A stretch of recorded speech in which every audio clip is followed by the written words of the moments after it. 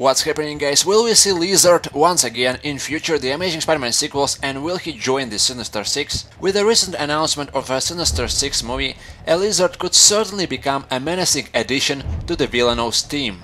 The Sinister Six includes 6 villains, and all of them need at least some sort of introduction and a backstory. I mean, they can't just throw a bunch of villains without any character development. Now that's the problem with the upcoming Batman vs Superman movie. We've seen Man of Steel and we had a decent origin of Clark Kent, and now they just throw Batman in the sequel. Personally, I think Bruce Wayne deserves an origin film of his own before appearing in a movie with Superman together. And that's the thing with the Sinister Six. Electro will be already established in The Amazing Spider-Man 2, as well as Rhino. Now there's Doc Ock and Vulture. A simple Easter eggs in a post-credits scene isn't enough for a character introduction.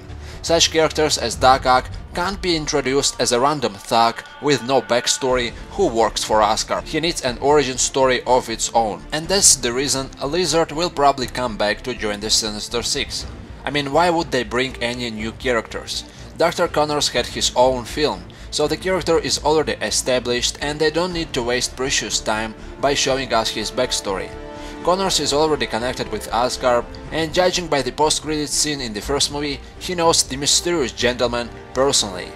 In the Spider-Man The Gathering of a Sinister Six novel released back in 1999, the gentleman found out that Peter's parents were spies and killed them in a plane crash. He had a lot of interest in young Peter and observed him growing up and becoming Spider-Man. Ironically, once Peter managed to clear up his parents' names, the gentleman came up with an ultimate revenge plan. He formed a Sinister Six.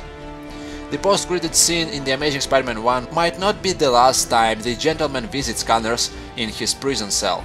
He might recruit Doctor later on once he will gather all the villains. Now, seeing how Connors isn't really a bad guy and his relations with Peter, he will probably be manipulated into destroying Spider-Man, like they might force him to use the Lizard Serum once again. But eventually the Lizard will probably abandon the Sinister Six and help Spider-Man fighting against the villainous team. For more information about the Gentleman and the Sinister Six, check out the video in the description box. Anyway, do you think that we'll see Connors as Lizard once again, and will he join the Sinister Six? Let me know what you guys think in the comment section down below.